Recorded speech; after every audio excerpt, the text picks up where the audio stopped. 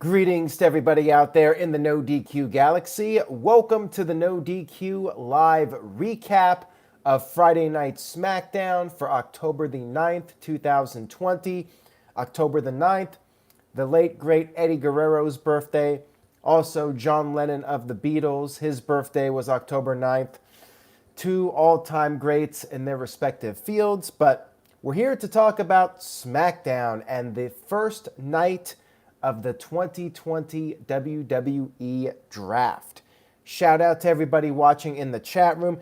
This was a very eventful Smackdown. There is a lot to discuss, a lot to dissect. Let's go ahead and get started with it. Thank you guys for joining me in the chat room. We will be digesting all of this together. We kicked off Smackdown with Stephanie McMahon, the most influential CEO, whatever the hell they're calling her. They mentioned it during the show. The most influential boss, whatever. It was announced that 20 people from the WWE roster would be eligible to be drafted. And apparently, Raw and SmackDown officials, it wasn't really made clear who's deciding the picks. There was no war room this year between Fox and USA Network execs, but Stephanie came out to the stage and she read off the names. There were 4 rounds, 3 picks for Raw, 2 picks for SmackDown. Each round, because Raw is a 3-hour show, they get the extra pick. Psycho Jet Black with a $2 super chat, first one of the evening. Actually, that's not true. Caleb Jacobs sent one before I even got into the chat room. However, it's not on topic, so I will read that off later. Remember, guys, hashtag stick to the topic. Psycho Jet Black says, Stephanie gives me indigestion. Well, her music certainly does for me personally. And Kurapika07 says, Triple H should have done the draft. Well, Triple H is all about NXT. No NXT in this draft, by the way. All right, so let's talk about round 1. The number 1 draft pick in 2020, Raw picked Drew McIntyre, the WWE champion. Hey, why not? If this was a real draft and I was running Raw, I would naturally want my champions. Hell, I would try to steal both world champions, but of course SmackDown, their first pick was the Universal Champion, Roman Reigns. So far, we're making sense here. Raw's second pick was Asuka, the Raw Women's Champion. Hey, I get it. Again, you want to keep your champions on your show. No brainer. But then SmackDown's first or second choice, I should say, was not Bayley. Actually, Bayley might not have been eligible. I think Bayley was part of the pool for Monday's Raw. So in that regard, it makes sense. I'm not going to try to find logic in all this because it's all confusing. But Seth Rollins was the second pick. And yes, Ryan Frank pointed out Bayley is on Monday. Seth Rollins was the second pick. I get it. Seth Rollins, huge star. Makes sense. He's no longer the Monday Night Messiah, but now the SmackDown Savior, perhaps. Although, I have a feeling he's going to end up losing to Murphy before he goes to SmackDown, and he'll probably take time off when Becky Lynch gives birth, and that's at the end of the year. I could see Rollins coming back to SmackDown as a babyface in January, maybe at the Royal Rumble, and then you could see Rollins versus Reigns at some point with the roles reversed. Good pick. Rollins, we talked about this, Jeff and I did. Rollins has not been on SmackDown as part of the SmackDown roster since the brand extension was brought back in 2016. It's fresh. Rollins part of SmackDown officially, it's something different. I like it. And then Raw's final pick for the first round, the Hurt Business. Hey, makes sense. You get to pick up a whole bunch of people Also, you have the U.S. champion. Totally logical. So far, so good with the picks for Raw and SmackDown. Although you could argue, well, again, I'm not going to make the arguments because I'm not sure off the top of my head what the Raw pool is. I was going to say the Fiend, but again, I think the Fiend is part of the Monday Night Raw pool for Monday. We had Big E versus Sheamus as the first match of the evening and a Falls Count Anywhere match. Pretty good match here between these two. We had them fighting on the outside early on, and Big E found some bootios under the ring. Why they were there, I have no idea, but hey, I guess for the LOLs. Big E grabbed the kendo stick, but Sheamus stopped him. Sheamus tied Big E to the ropes and used the kendo stick on him. Big E managed to break out, and he used duct tape on Sheamus. This gave me a throwback reminder to that match, that last man standing match from, 2010? John Cena and Batista. And John Cena tied Batista using duct tape. So yeah, same thing happened here. Big E used the kendo stick. After the commercial break, Sheamus was freed, and they fought in the catering area. Sheamus dumped some eggs on Big E, and then Big E used a couple of brooms on Sheamus. They ended up fighting in the parking lot. Sheamus used a tire iron, and then he hit the white noise on a car windshield, but Big E kicked out of it. And then Sheamus put Big E in the trunk of a car and attempted to slam the trunk door onto the arm of Big E, but Big E stopped him. Sheamus went for a bro kick. He missed, and he kicked the door of the trunk. And then they ended up fighting on top of the hood of another car, and Big E picked up Sheamus, and I was scared they were going to botch this because they kind of were slipping and sliding on the car, and Sheamus was sweating a lot, and I was worried Big E was going to slip and they'd both fall off, but fortunately they didn't. Maybe this match was pre-taped and they did, but Big E hit the big ending off the top of the car, through a couple of tables that were conveniently placed right by the car, and Big E picked up the win over Sheamus. Again, entertaining match between these two. Not sure I would say it was as good as the Best Friends versus Santana and Ortiz match, but really fun match here between these guys. And after the match, we had Kofi Kingston and Xavier Woods. That's right, Xavier Woods is back after being out of action for roughly a year.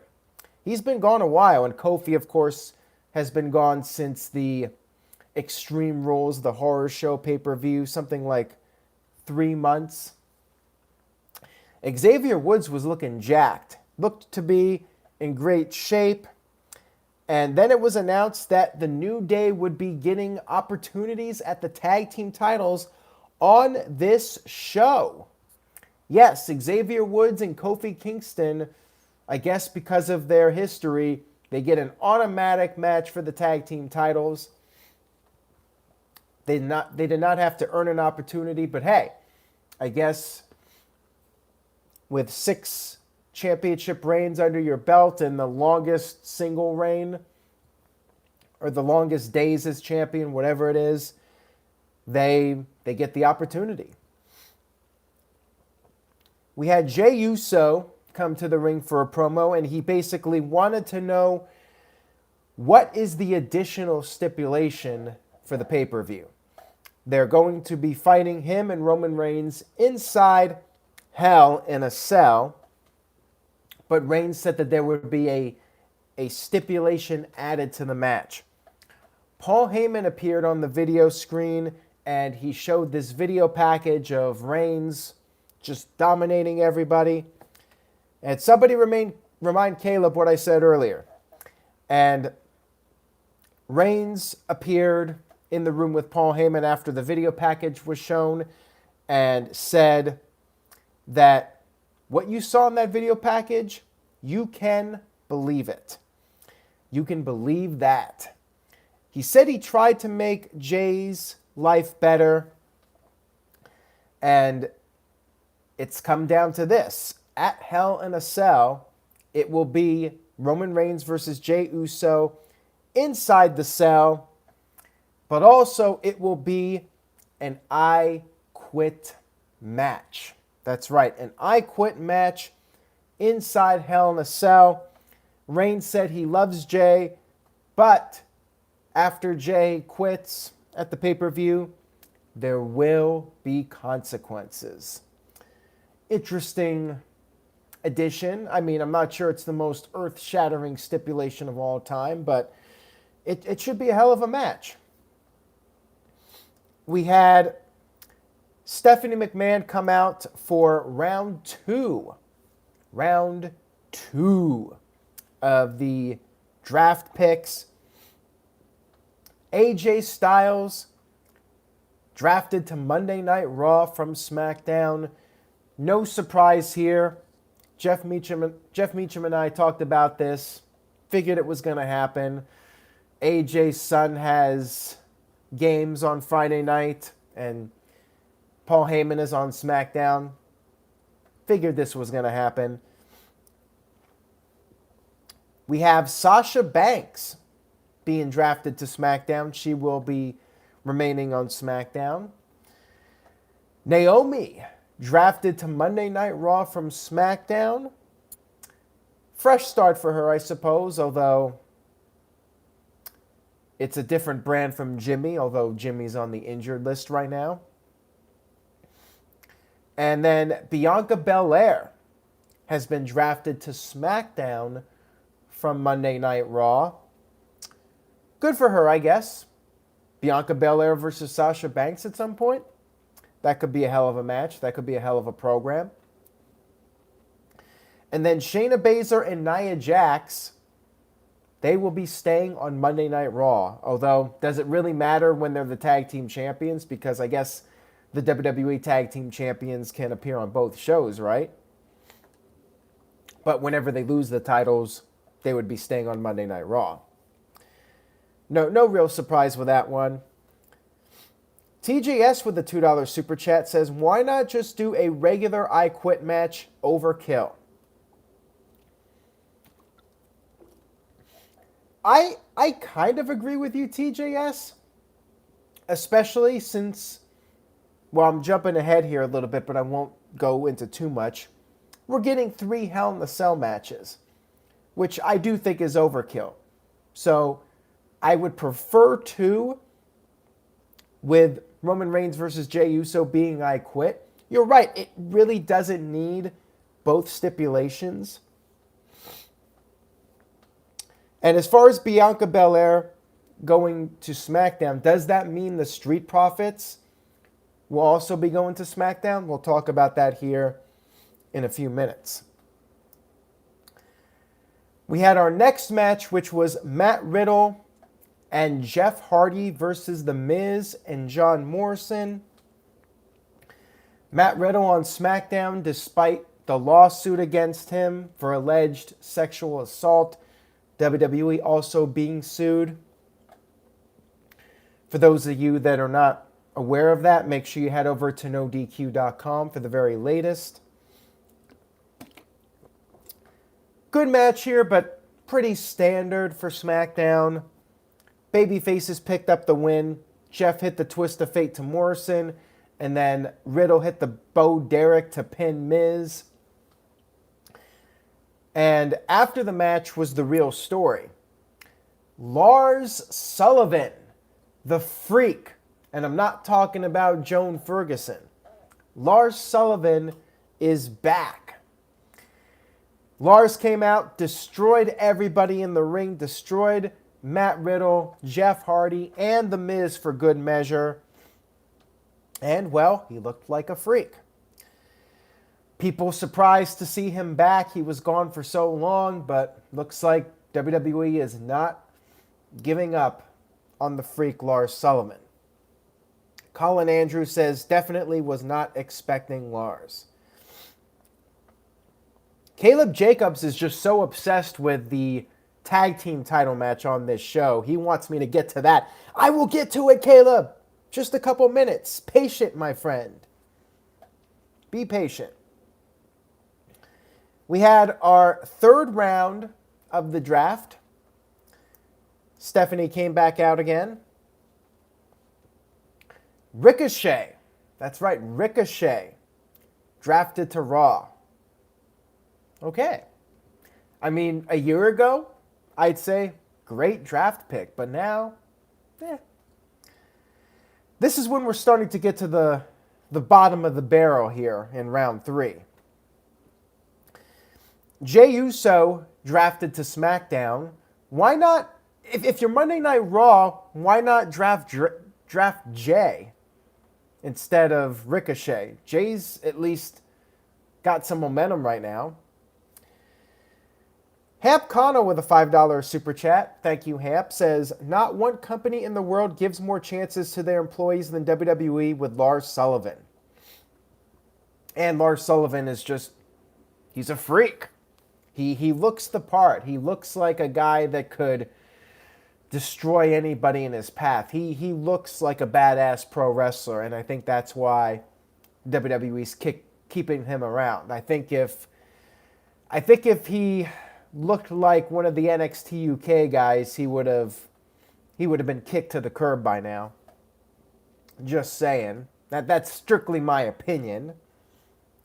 We had Mandy Rose drafted to Monday Night Raw. She was already there, and I guess she's such an asset that they got to keep her. And then SmackDown. So get this.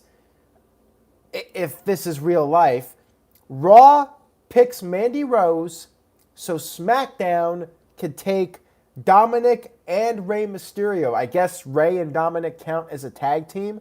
So yeah, big L for Raw here. You keep Mandy Rose and you lose Dominic and Rey Mysterio. Pretty big for SmackDown to get Dominic and Ray. And they're still on the same brand now as Seth Rollins, which means that feud could potentially continue forever. Hopefully not. Hopefully they go with what I said. Rollins puts over Murphy, takes a couple months off to be with his newborn child, and then returns as a babyface at the Royal Rumble. And then the final pick of the third round, the Miz and John Morrison, which, again, I expected. I brought this up last week. I figured with John Morrison losing to Otis in such short fashion, he was going to Raw, and it looks like the Miz going with him. All fine and dandy here. A lot of stick to the topics in the chat room. Thank you guys in the chat room for being vigilant about it. I appreciate it. Remember, guys, hashtag stick to the topic so we don't go too off course here. I am going to get to everything. Don't worry about that. We had our SmackDown Women's Championship match, Bayley versus Sasha Banks. Bayley came down to the ring with her trusted steel chair that she injured Sasha with. Sasha slapped her before the bell even rang. Sasha got a couple of early near falls. And then pretty early on in the match, Sasha was dominating and Bayley was in trouble. So Bayley used the steel chair to cause a disqualification. No real surprise here. First match of the feud, and it's on SmackDown. I wasn't expecting a decisive finish here, and it was short. And this is one of the things I did like about this. They kept it short. If it was Monday Night Raw, I feel like it would have gone 3 segments. They kept it short. DQ. After the match, Bayley used the chair again, but then Sasha gained the upper hand. Sasha used the chair and was gonna hurt Bayley the same way Bayley hurt her. Sasha wrapped the chair around Bayley's neck, but Bayley managed to escape. And there was a further promo from Sasha. We'll get to that in just a few minutes here. We had Alexa Bliss approach Kevin Owens backstage and basically say to Owens, let him in. And that was that. We had Shinsuke Nakamura and Cesaro. This is what Caleb Jacobs has been waiting 30 minutes for me to talk about this. Shinsuke Nakamura and Cesaro against Kofi Kingston and Xavier Woods. The returning Xavier Woods back from injury. New Day got an early near fall, but Shin made the save. Heels got the advantage for a while. Xavier got a hot tag, cleared house for a while. Kofi tagged back in, and then the heels got the upper hand again. They were going for their finisher. Cesaro did the swing. Nakamura was going to hit the Kinshasa, but Xavier grabbed Shin's foot. Xavier tagged himself back in. Kofi hit the tip, the Trouble in Paradise. I've been waiting 3 months to say the tip again. He hit the tip, and then Xavier did the flying elbow to score the 1-2-3 victory. 7 times tag team champions, the New Day, Kofi Kingston, and Xavier Woods. And Caleb's question was, did New Day break Edge and Christian's record? I looked it up on Google, and Edge and Christian are 7-time tag team champions. Now, I'm not Greg Cherry, so I don't know how many title reigns everybody's had and which ones were the WWE tag team titles, which ones were the Raw tag team champions or SmackDown tag team champions. There's like all these different tag team titles, and I don't know the combined total reigns of everybody. I think the Dudleys have the record, but it's been a lot. 7 times according to Michael Cole. I'll take his word for it. And if it's true what's stated on Wikipedia, then they're tied with Edge and Christian 7 apiece. Anyways, thank you for that super chat, Caleb. I do appreciate it. But if you guys are going to ask me about those stats, Greg Cherry's the guy to answer, the longest reigning Wrestling Trivia Challenge champion of all time. We had our 4th and final round of the draft picks. And here's where it really doesn't make sense, because apparently these picks are made on the fly. I mean, they have to, right? Excuse me. Starting to lose my voice here. I'm so jacked up. Psycho Jet Black with the $2 super chat says, Sheamus is a better tag team partner than Nakamura. Well, you'll be happy to know they're reuniting next week, and I'll get to that here in a few minutes. We had drafted to Monday Night Raw the new SmackDown Tag Team Champions, Kofi Kingston and Xavier Woods. So the SmackDown Tag Team titles are now on Raw. I presume Street Profits are going to SmackDown to balance it out, and plus Bianca Belair is on SmackDown, and she's with Montez Ford in real life. Then we had the big dramatic moment of the show. Big E drafted to SmackDown. What a bunch of decks. Really. You have to break up the tag team or the trio. Big E was so upset about this. He was devastated. I guess if you're going to split the New Day up, this is the way to do it.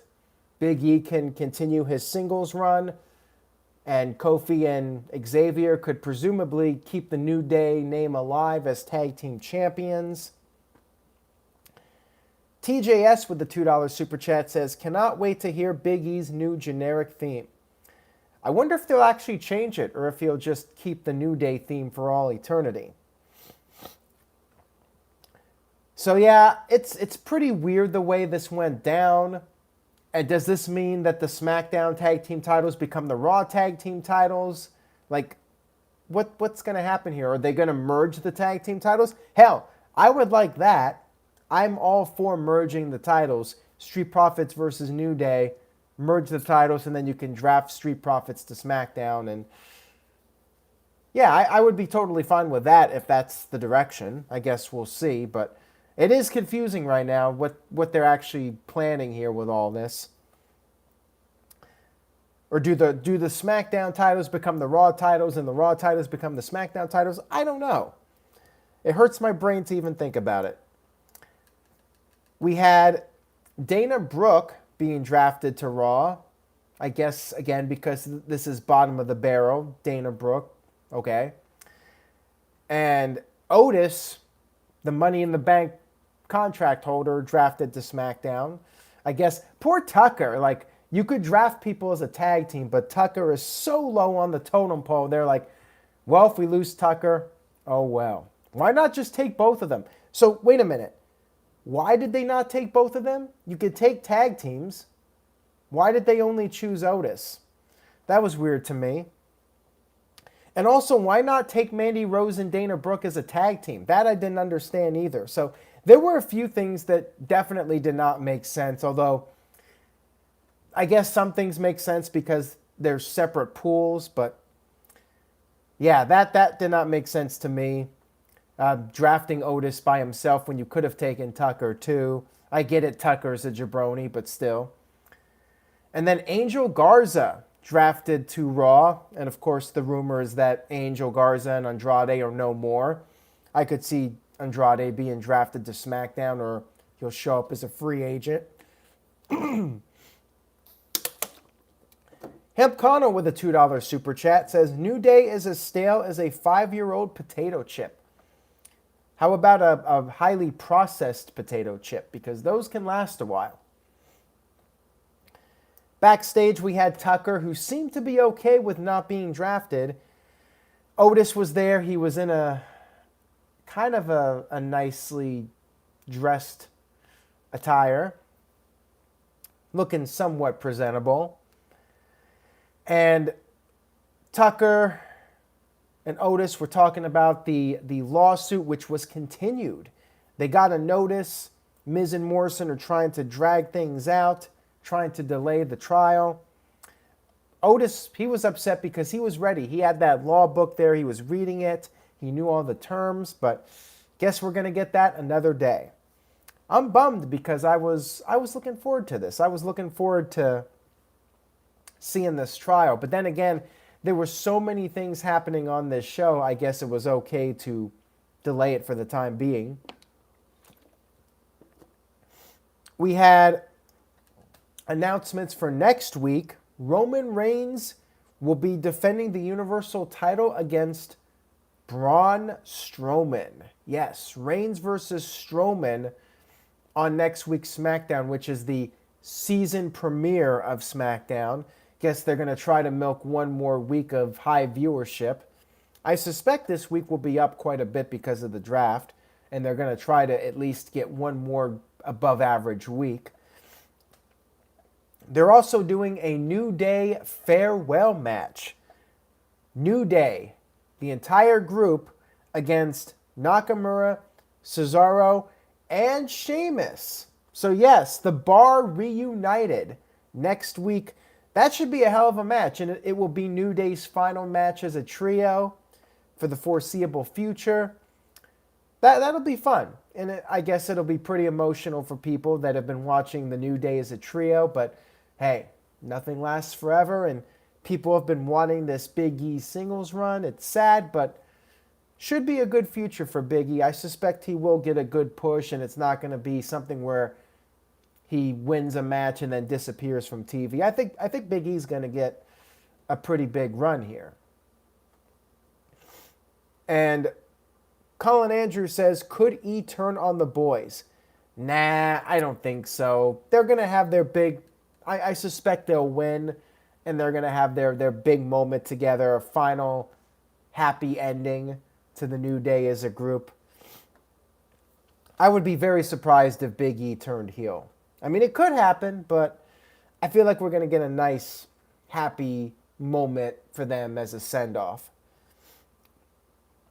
A heel turn really wouldn't make sense, and I'm not sure if it was Big E or Xavier or Kofi, but one of them said in an interview that a turn would not really be the right way to go with them, because every team that breaks up turns against each other, and they like the idea of being the one team that doesn't turn on each other. So I don't think it's going to happen.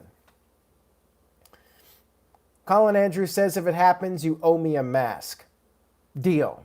If Big E turns heel next week, I'll give you a mask, Colin. But he has to turn on Kofi and Xavier Woods. He cannot turn heel on somebody else backstage. It's got to be his brothers in the New Day. If that happens, I'm going to give Colin Andrew a free mask.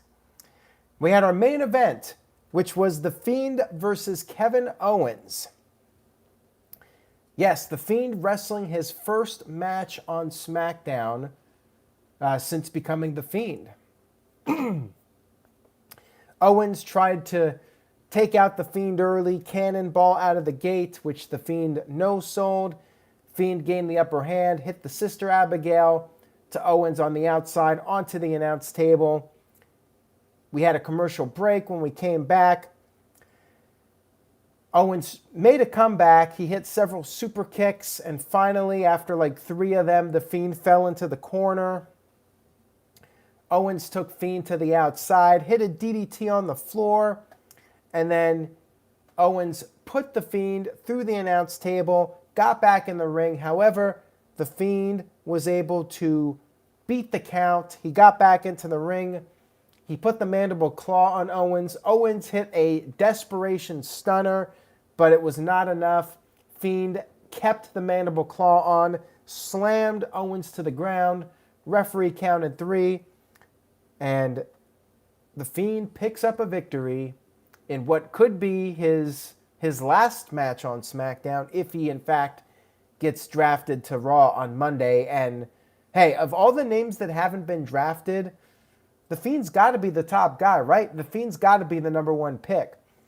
I need to look at that pool and see who I think is logically the number 1 pick. It's got to be The Fiend, right? If not The Fiend, who? Let me know in the chat room. Or you could draft the SmackDown Women's Champion Bayley and steal her. I mean, it's got to be one of those two as far as the first pick.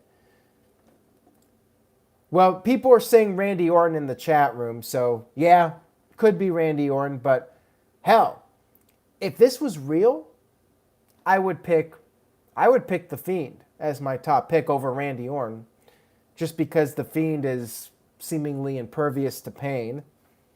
And hell, Randy Orton has lost his last couple of matches against Drew McIntyre, so he's been brought down a couple of pegs, and he has to turn the lights off to beat up 4 own men on top of that. After the match, we had The Fiend on the stage, and Alexa Bliss appeared, and it looked like they were going to kiss, but they were looking at each other with these evil looks, and the show went off the air.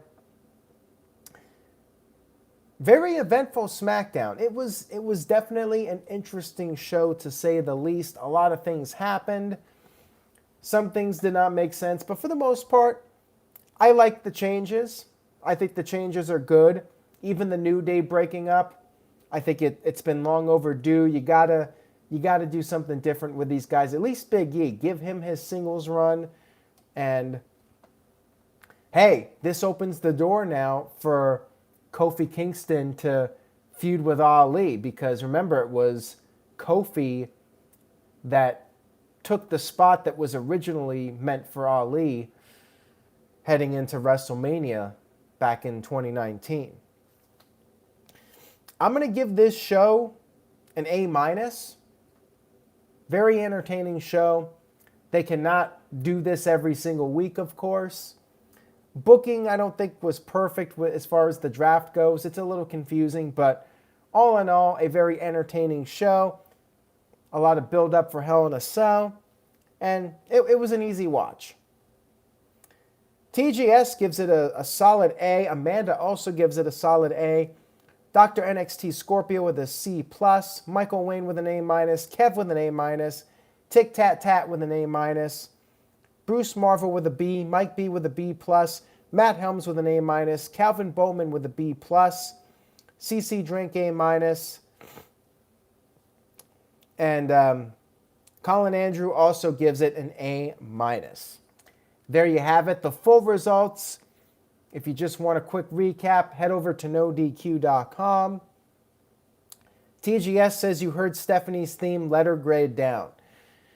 That's one reason why I'm not giving it an A, and I'm being more generous. I'm not going a full letter grade down, but yeah, Stephanie's theme, every time I have to hear that, brings it down just a tiny bit. If Stephanie got new music, I would have maybe bumped it up. So there you go. Thank you guys for tuning in. Give this video a like if you enjoyed it. Subscribe if you haven't already. And tell a friend. Spread the word. Share a link to this video on your social media accounts. Be safe, everyone. Stay positive, and I will see you all next time.